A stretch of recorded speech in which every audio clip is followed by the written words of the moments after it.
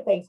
And likely you are using some of those. You may not call them what we'll describe them as, or you may just do them without thinking. You may have been doing them for years, but we are going to talk about those.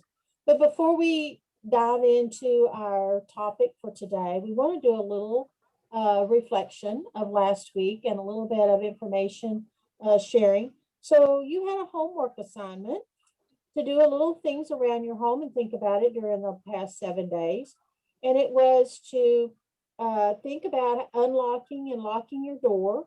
And see, I immediately pick up my hands to do it. So here's me and my kinesthetic kind of things that I have to touch things and use and use hand gestures. And then also too about unscrewing or screwing in a light bulb. So does anybody want to share? And we had a little bit earlier. So Catherine, if you want to share. Yeah, I talked to Ed, my husband. I said, this was the assignment. And he said, well, you know, it depends upon which side the door is hinged. He said a left hinged door, you know, and I tried it out. It locks to the right, but it unlocks to the left. So then the other way would be if a right hinge door would be exactly the opposite. And I tried that on my breezeway doors because I have 3 of them, and they're easier to do than the front one. And then, you know, when years ago we used to say righty tighty or lefty loosey for loosening things or tightening things in case you couldn't remember. And so that's that I always find that to be very helpful. Which way am I going? I want it right to tighten and left to loosen. And I've used the righty tighty, lefty loosey a number of times too. As you approach something, you're going, okay, which way do I do that? It's interesting. Thanks for sharing. Does anybody else, did you work on that assignment and did you find that interesting, and what did you find out?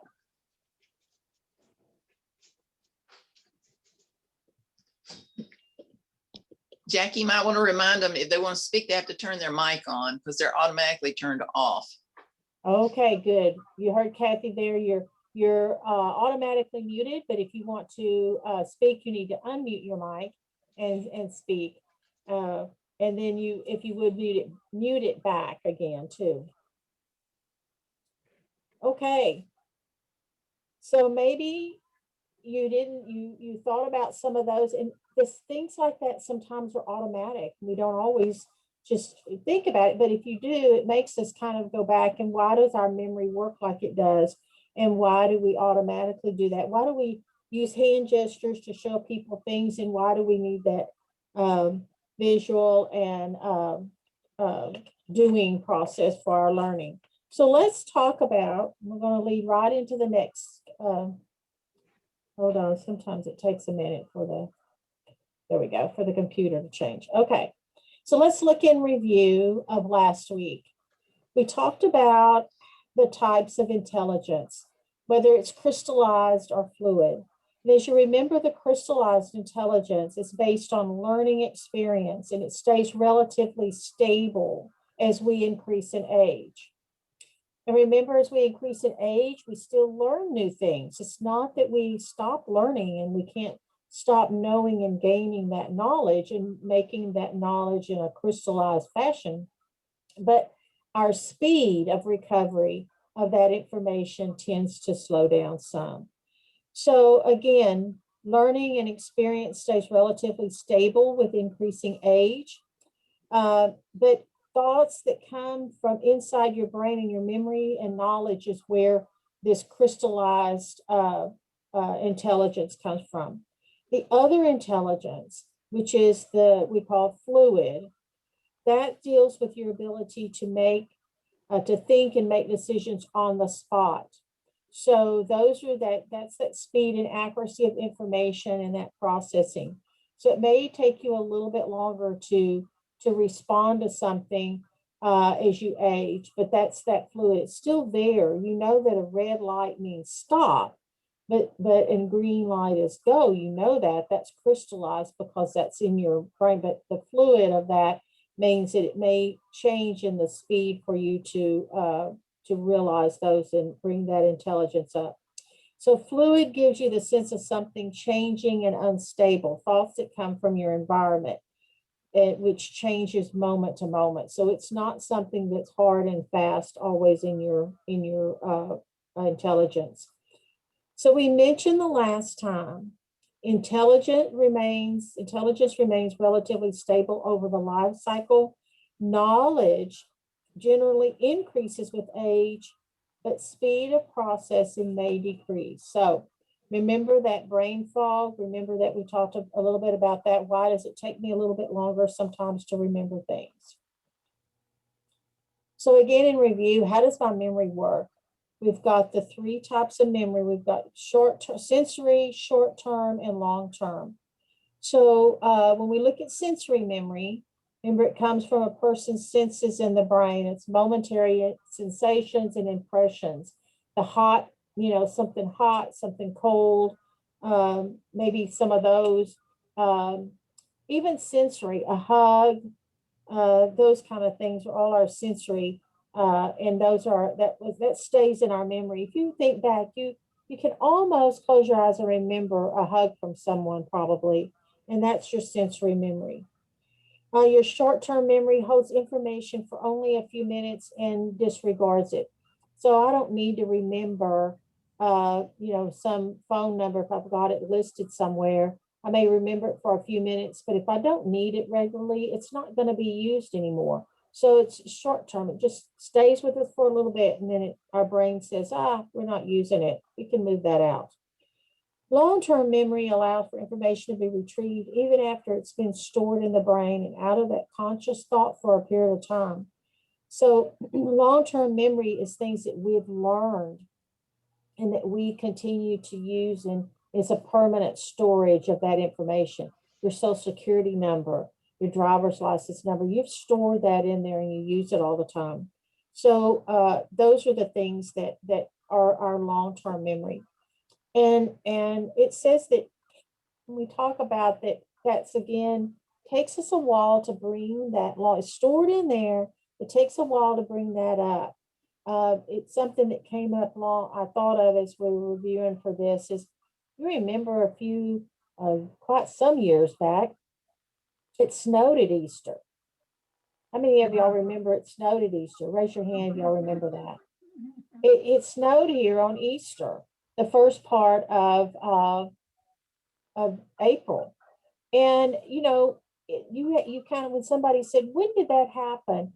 Your long-term memory has it in there, and you probably, stored it in there. It may take a while for that to come back, but it will. So that's a little bit of where we continue to bring those back up, and those are stored. It was a memory that stuck with you. So the type of learners, remember those types: auditory, visual, and kinesthetic. Those are the main ones. The hearers, the seers, and the meddlers, the ones that have to touch things all the time. So some people are just fine hearing things and don't have to write it down. Some people need that visual along with hearing it. The kinesthetic, they need to touch it or actually be involved in doing things with it to learn it. Excuse me, to learn it. Now, everyone has their own way of learning, and I can bet that we utilize all of these. Every one of us utilize all of these. We don't have only one way that we learn. But if you remember last class, we also talked about if you were visually impaired and you were a visual learner, how difficult that would be, and why maybe a visual learner is really learning things, but we think that they're not. So it'd be difficult, especially in your developing years as a child. So hopefully you were able to remember the things that we talked about last week. All of this sounds familiar to you all that we're on, but we're going to dive into our strategies. So how do we remember things and use our strategies to remember? So maybe some of you think, well, and you have the old saying, well, tie a string to your finger. But if you didn't write anything on that string and you didn't know why you tied that string to your finger, it's really not going to help you much. So in this lesson, we'll look at issues that may be barriers to memory, but with some improvement, may become strategies that help you remember. So we will try to identify some of those strategies that you see there and go over those and find effective ways for you to utilize those in your everyday life. So those listed is concentration, association, repetition, and relaxation. So those are the things that help us remember where we left our keys, maybe why you can recite the Gettysburg Address. And you probably blend many of those together. You probably don't use just one of those. Several of those are used and can be effective in working and helping your memory. Many people may see things that we're going to discuss here as crutches and not as memory. But research shows that these are proven effective methods that will help improve your memory. So we'll call those strategies. We won't call those crutches to it. We'll call those strategies. It's important to accentuate any and all methods by which you are better able to remember and use these strategies. Okay, so one of the simplest ways to improve our memory is to realize the importance of focusing your attention on what you really want to remember. A lack of attention and concentration is one of the main reasons that information is forgotten. So even while we're here today, how many of you probably, and I am guilty of that, how many of you probably, your mind has wandered just for a moment. Maybe you heard something in the house. Maybe you were thinking when we were talking about some of those strategies that you were thinking, relaxation, what does she mean relaxation? So we always stray some from that concentration. And I always, I get kind of interested. A lot of people say, well, I multitask.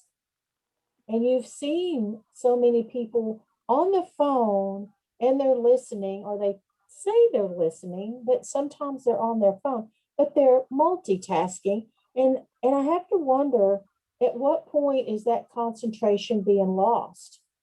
So as we mentioned here in our notes, the lack of attention and concentration is one of the main reasons that information is forgotten.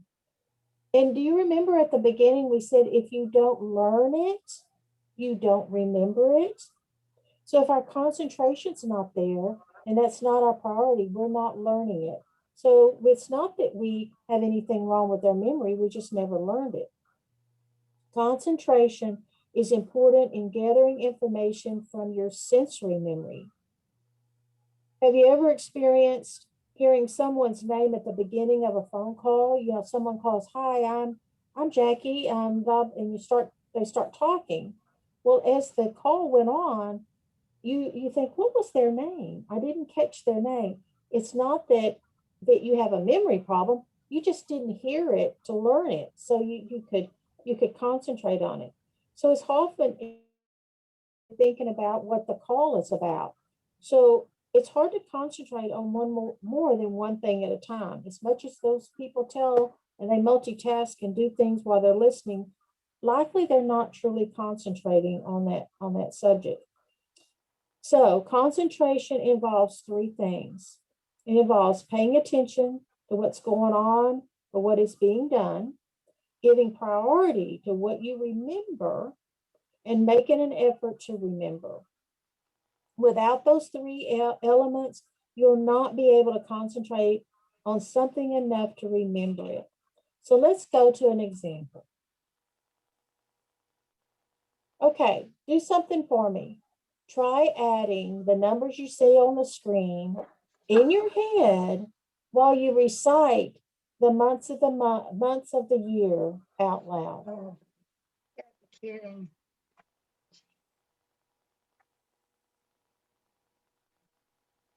I'll give you a second.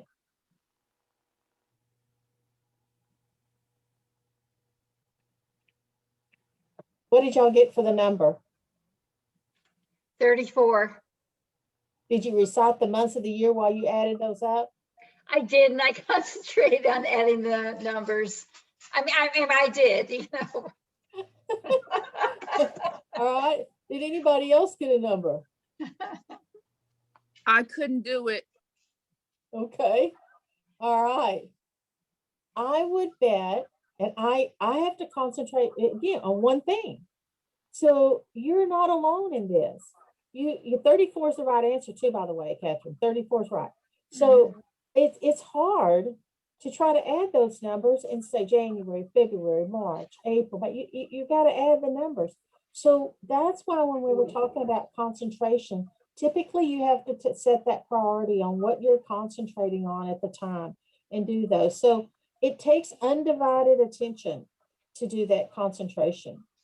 So whenever we're confronted with more than one task at a time, try to give the one that is of the importance your most attention and concentrate on that. But we'll do a few of these as we go to this morning with this. So association.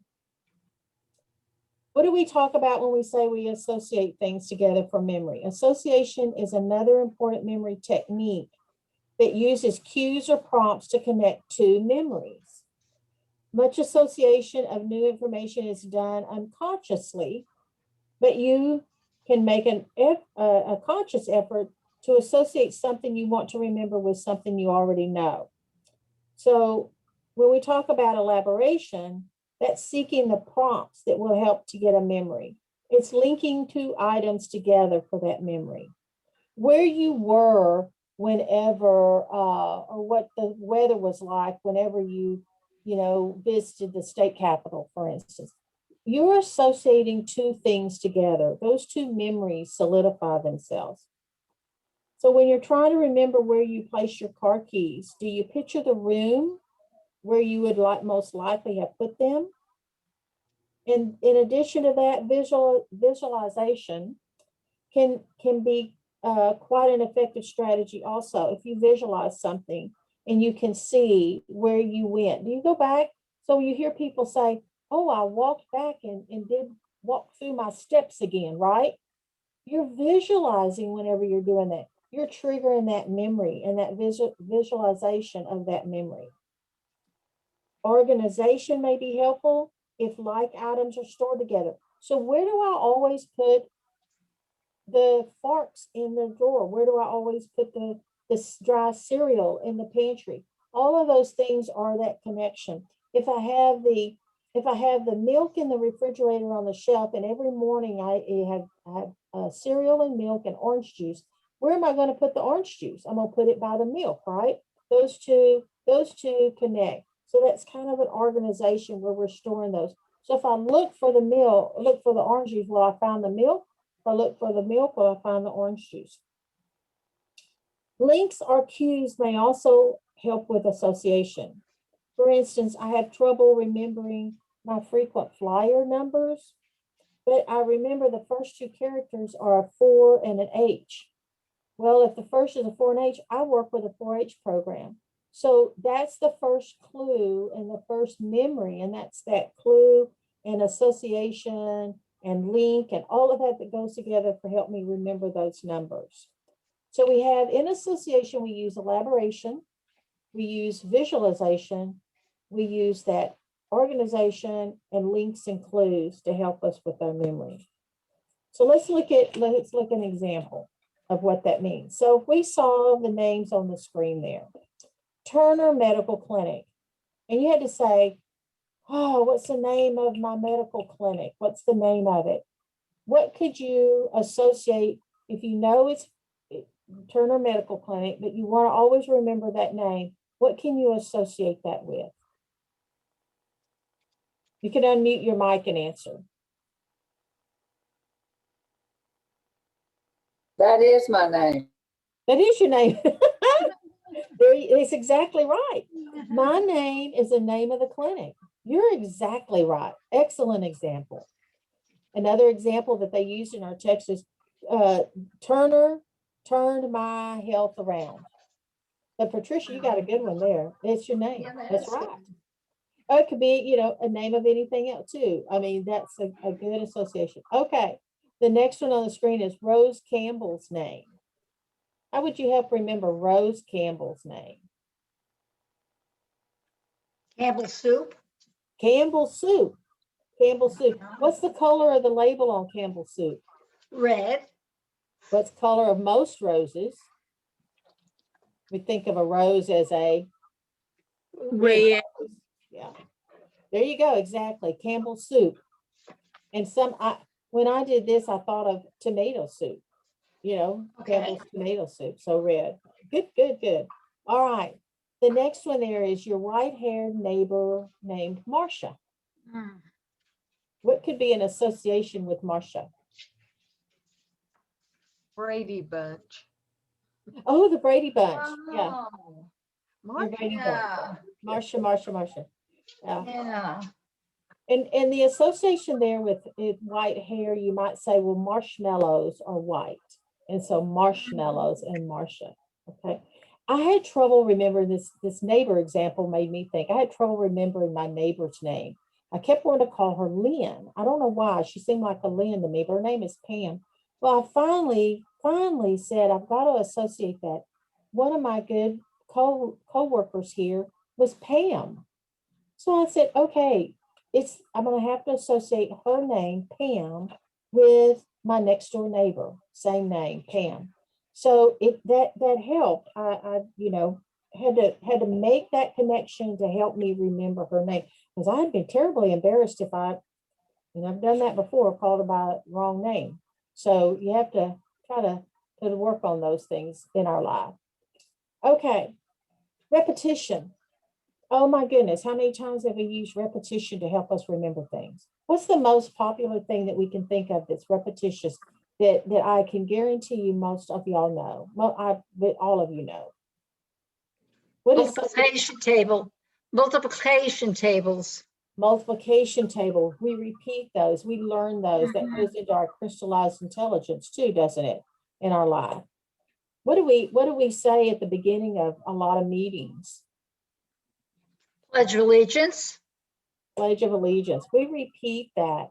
And so that is a repetition thing. So repetition uses external strategies to help you and remind you. And that rehearsal there is at the bottom of what we use there.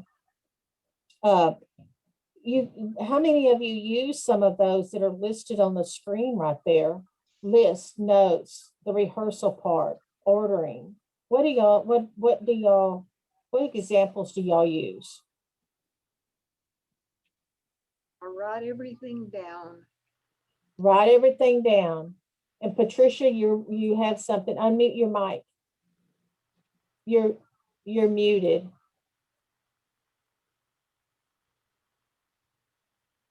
There we go. Now we can hear you. When I was teaching college classes, and I would only see these kids twice a week if they had a Tuesday, Thursday, or a Monday, Wednesday class. The names, I had just too many names. But when I first met the kids, if I repeated that name 3 times within that first conversation with them, I'll say, Mary Jane, I'm so glad you're in my class. Have you ever had something like this, Mary Jane? Or Mary Jane, tell us something about yourself. If I say her name 3 times within that first conversation, I tended to remember it better. That's a fabulous example. That's wonderful. Within that first few minutes of conversation with that person, looking at them, you memorize their face and the name is associated. Absolutely. You're using several things there. Your visualization, and that's how you used it, the repetition to get it into that memory, and that connection that you put those two. That's great. And the repetition for saying it 3 times. That's absolutely perfect. And that is how that memory, and if I repeat someone's name to them, it may be, I know Patricia gave a powerful answer there, that if I repeat that to them and say, okay, Lucille, that's, I can say it out loud and it does help. The other piece, because I'm also a visual learner, and I know they see me glance over there, if they're wearing a name tag, that seals it too. So I'm a visual. If I can say their name out loud and then at the same time see it written on that name tag or something, that seals the deal for that too. That's a good thing. Good example. Anybody else have something that they use and it's a repetition thing?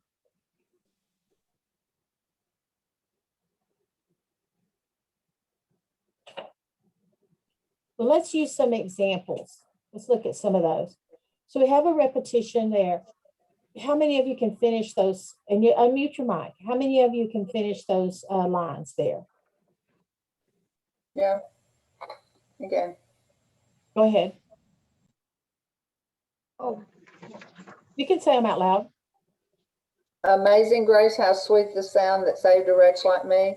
Over hill and dale, we have hit the dusty trail, and plip plop fizz fizz. Oh, what a relief! That's exactly right. That's exactly right. And we hear that, and that's that repetition. How many of you hear the repetition? I'm thinking of of songs. We hear the refrain, right? In a song, we remember the refrain. Why we may not remember all the other words of the song, but we remember that refrain, and it stays with us. That's because that refrain was repeated over and over throughout that song, and so it stays with us. So those are perfect examples how we hear that over and over. And it's in commercials. And why do you think they do it in commercials? And they do it over and over on TV. So help you remember that. They want you to remember those. Good, good, good, good.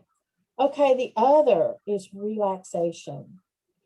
Relaxation is a technique for remembering that it's also an acquired skill that will help you concentrate better, associate better, and practice repetition better.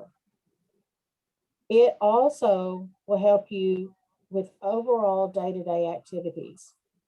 Relaxation will help free your mind and allow your brain to sort through what is and is not important to you. We talked a little bit about that last week too, when we mentioned, you know that you're trying to remember something, someone's name, the name of a town, the name of a product.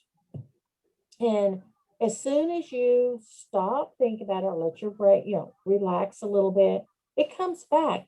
Well, it's stored in your memory. It's there. It's just that we've got so many other distractions going on that we couldn't pull that up at that time.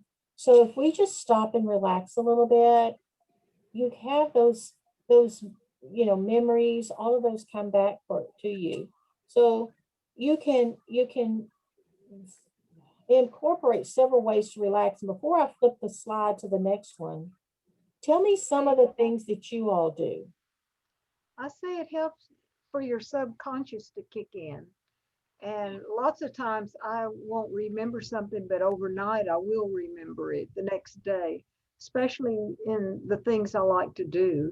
If I can't work it out right then, if I forget about it for a while, it kicks in what I need to do. Absolutely. I think about the fact that how we remember everything in the shower. What do you do? That warm water, you're relaxing, right? And you begin to think about things and things pop back. So yes, I think Donna, it is in our subconscious. It's there. It's stored in that crystal memory, but we just haven't taken time to let our brain bring it back up. Maybe it's my visual part, but I think of the brain and all of the information that we have is all of these ginormous file folders, and we don't use those as much now because we use the computer so much. But you think about going to that drawer and pulling that file folder, and you got to go through all those. You think, you all, I think, remember a lot of that. And it just takes time to find it. It's there, but it takes time to find it. What are some other ways that you all relax?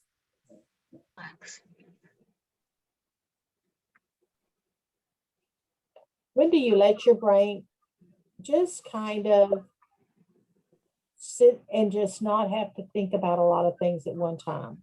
when I'm tired. When you're tired. I've been working around the house, and I said, I just need to go and sit on that kitchen stool and just sit down and relax and take out a puzzle and look at it and not think about too much. Yeah, good example too. Oh, that's a good example. So Jackie, and going back, when you're talking about remembering things, I probably should have brought up earlier, but I had a class one time. I had 3 little girls, all 3 girls, their first name ended in the letter A. I could not keep them straight. So one day I said, I had the 3 of them come up and they kind of looked at me. I said, no, I said, I apologize for not keeping your name straight. Just come on up. And I thought about a characteristic for each one of those girls, and I never mixed them up again. I knew exactly which one I was talking to, and I never did it again. And it helped. So you used, I'm going to go back, you used that association. You I used that. guess so, yeah. Yeah, that I association. think it's a good one to share because I couldn't keep their for whatever reason. But when I saw the 3 of them, and I could think of something about each one of those girls, and then I never mixed them up again ever. Yeah. I had them for the rest of the year. and I, you always, excuse someone who calls you by the wrong name, but it's a very important piece of that, of your personality too. You like people to call you by the right name. So that's an important feature to use an association with. So good example. Thank you. Welcome. So here's some of these relaxation. Close your eyes, take a deep breath, and release it slowly. It's been known and proven that time that you take a deep breath and kind of hold it and then relax, not only helps with relaxation, but it also brings down your heart rate and your blood pressure too. So use those methods. Sit down and count to 10 while clearing your mind. Just slowly, just count, and just let that time pass for a few minutes. Flex and release the muscles of your feet and toes, and just keep repeating that. One of the things that made me think of something that, I come home and I just need about 30 to 45 minutes just to sit down. And for me, I just turn the TV on and I'm really not paying attention. It's just a nonsensical, I call it, just to look at something on TV because it takes me away from work. But I flex my ankles and move those around a little bit and get them up a little bit. And I just need that amount of time, and that's my relaxation. And I'm ready for round 2 for the evening work. But do some of those, flex those muscles a little bit, stretch and reach and touch your toes if you're standing up. Anything to stretch those and relax. It brings more oxygen in too for you. Make a fist and repeat it. How many of you kind of exercise your fingers a little bit sometimes during the day? I think one of the nice things is rubbing your hands together. To me, that's a very relaxing thing. And whether you just do that, it's helps. So everyone kind of picks up their own way to relax, but it's important. And when I say it helps to reduce heart rate and blood pressure, that's true. And it is important for us as we age to utilize those relaxation techniques. So whenever we look at our strategy handouts, and I sent those to you, what we're going to do is practice a few of those while we're on the call together today, and do a few of those. So pull those out if you've got them there, or if you have us pull it up on your screen if you want to. So the first one, and I don't know for sure if this is how they came out on the printer for the order, but go to the one that's identifying memory strategies. And that's the topic of there. And what these are, again, help you practice some of those memory things. So, and you can just, if you have a pen handy or pencil handy, write it down there if you want to, just on that first one. It says, list memory strategies you have used or strategies you might use for each of the situations listed below. You need to remember to return a phone call. What would you use? Set the alarm on my phone. An alarm on your phone. These phones are pretty handy now with the alarms on there. Okay. Anybody else want to share? What would you use? I write it down. And write it down. Write it down. Good, good. Okay. Go to the one that's the visualization.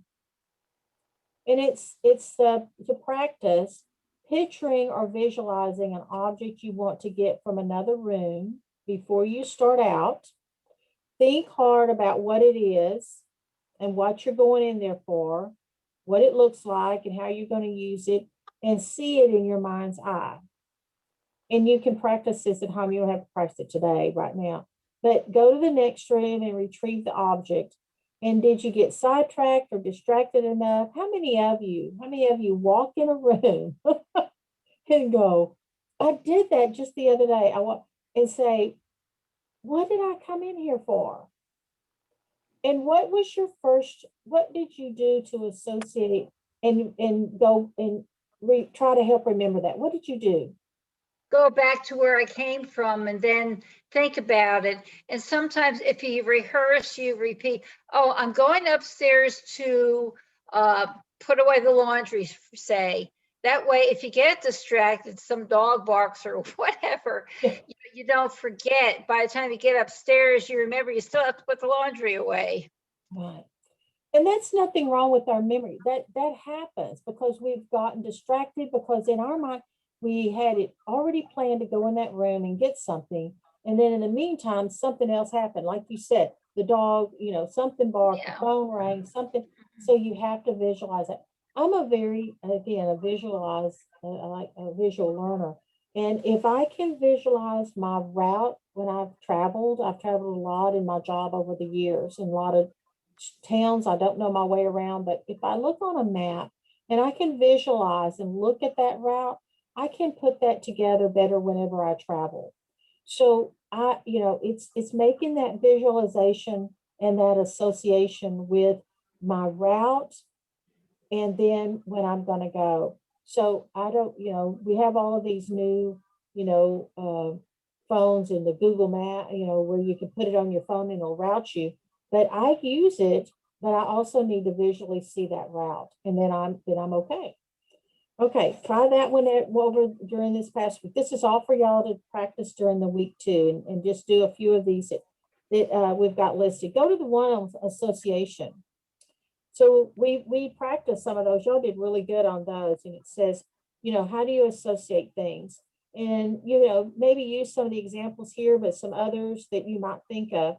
Your friends coming to visit who likes whole milk instead of skim milk. How would you associate that? What would you put together for that? Your maintenance on your car. What are some of those things that you make those associations with? And you can practice some of those too. And y'all have given some good examples on how you make those connections. The other one that we have in the examples is repetition. So, again, it's that memory.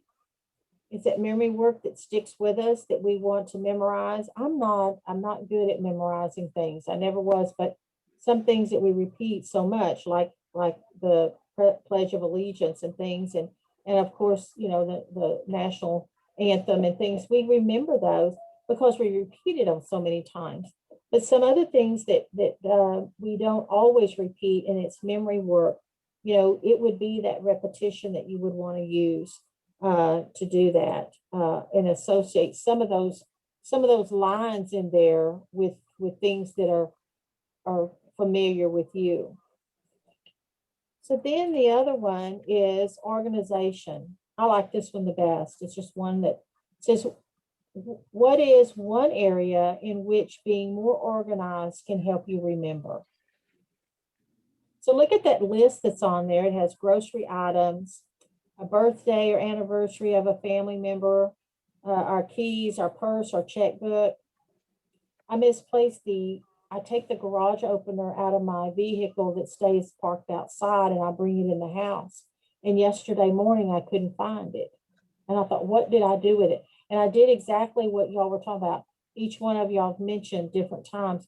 I backtracked And I kept walking back with the route that I came from and where did I lay that garage door opener, you know, and but I found it. It was right where after I found it, I realized that I remember putting it down there on that shelf outside the laundry door. But at first I didn't. I had to backtrack all of that. But how many of you make grocery lists? If you forgot your grocery list and you got to the grocery store, how often maybe have you done it, but could you remember what you had on the grocery list?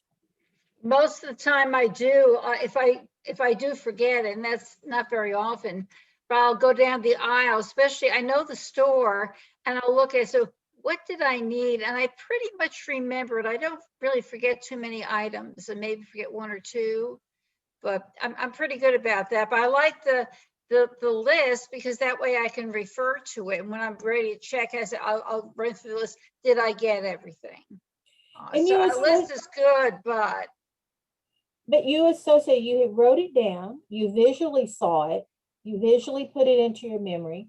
You know, go through the store and you have the route and you visually remembered as you walk through that store the things you need. So, you know, those are all of the things that help you with your memory. Those are just, again, these are just strategies. These are things that help you as you process things and go through. So if you forgot something on that list, is there something wrong with your memory?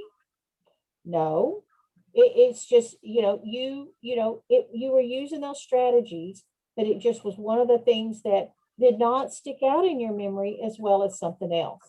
You know, you were more focused on, remember that concentration and focus, you were more focused on putting that you needed milk and orange juice on your list, maybe than what you needed for the salt, you know, and you know, you needed to buy salt that day.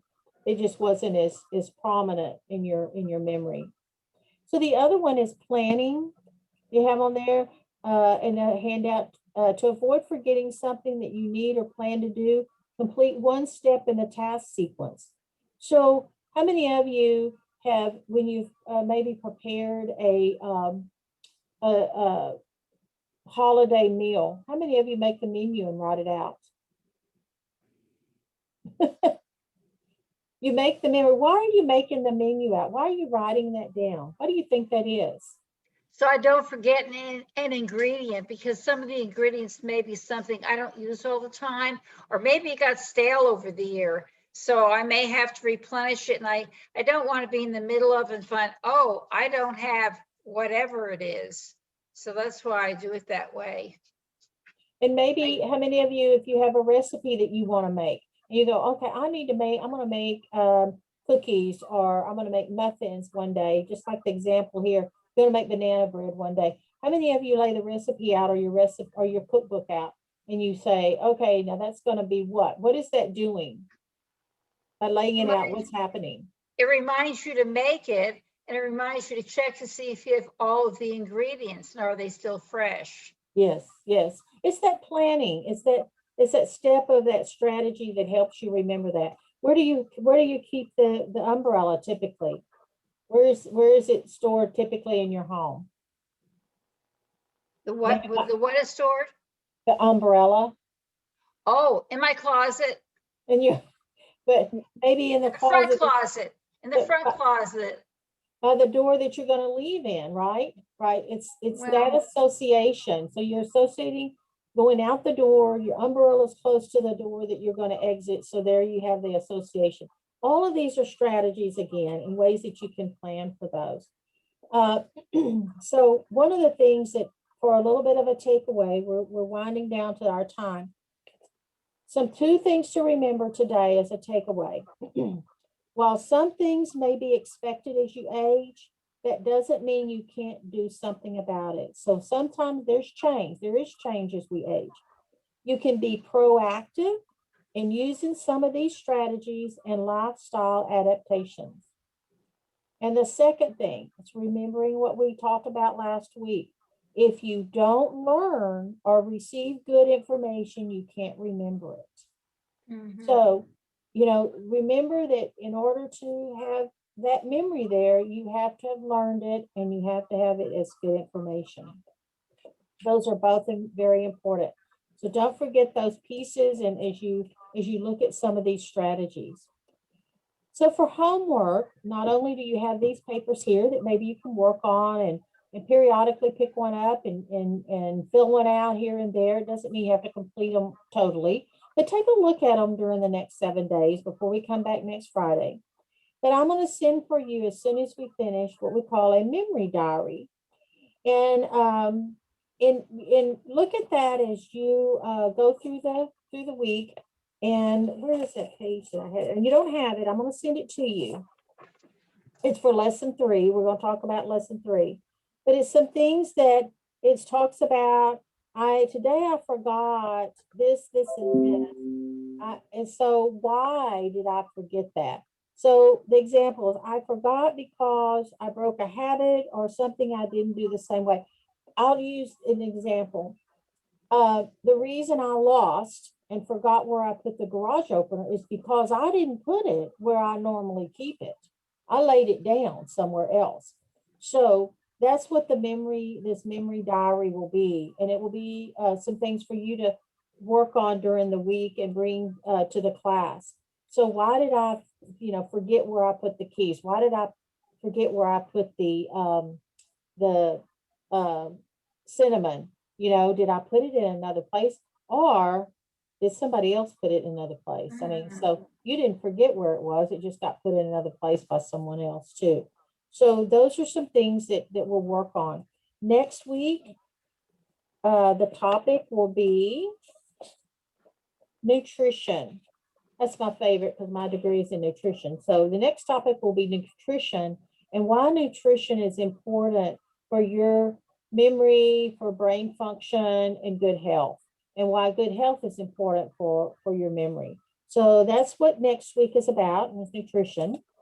We'll have the same time at 12. So does anybody have any questions before we end for this morning, I guess, noontime? Do you associate some of these strategies sound familiar to you? Mhm. Good. Jackie, Martha has sent a message. She said when she has stuff that she has to take somewhere, she tries to load it that night before or the day before so that she would have it with her. Excellent. That's that And planning step. That's that strategy for planning. Absolutely. Good point, Martha. Yes. It's getting that. How many of you, maybe when you traveled, you made a list of everything that you're supposed to take in your suitcase? Yeah. I used to do that regularly when I travel. I'd make sure that I had the list of everything I was going to take, but I also put it out by the door, so when I leave, I have it. All of these things are ways and strategies that help you remember, and nothing wrong with those. It's absolutely an important piece to our memory. So I wish you the best for the weekend. Try some of these strategies, and if you and also stretch your brain a little bit. What it's talking about there, challenge yourself. Why did I put the keys in the wrong place? Why did I go in this room and I can't remember what I went in for? But recognize some of those ways that you can mitigate those, or that helps you with your memory. Yeah. Any other comments? Jackie, Martha sent another note and said she uses lots of lists because she's very, very visual. She has to see it to make sure she's accomplished it. I am a list maker. Here's my to-do list. I use little index cards, and she and I are on the same page on that. I'm a big list maker, and I like to check them off. So that's good. All right. And it looks like Tanya or someone has a question. She needs to unmute her mic, I think. Okay. How early do you send out a handout? Because I would have to go and print it somewhere. Okay, I have been sending on Thursday. I try to do it Thursday morning, but if you need it earlier, if y'all would like it earlier, I can send it Wednesday. Would that be enough time? Just whatever is convenient for you. Okay, I'll step that up and we'll send it on Wednesday. Okay? Okay, And we'll send it on Wednesday. Now, you're going to get an email from me as soon as we hang up with that memory diary, and I'll send that. But I wanted to concentrate on these strategy handouts today first, and then I'll send you the memory diary. But look for another email from me on Wednesday, every Wednesday before our class. Okay? okay. All right. Yeah, I think we have all ladies on the call today. You all take care and have a good week. And you have my email address because I send you the information. If you have any questions, well, send me an email. Okay, thanks a lot. Thank you. Thank you all. Have a good weekend. Good Bye, class. thank you. Good class, Jackie. Thank you, Kathy. I think I have 9. Welcome. Yeah. All right. All right, good. My ladies. Bye-bye, thank you. Thank you. Strategy handouts. Okay. Okay.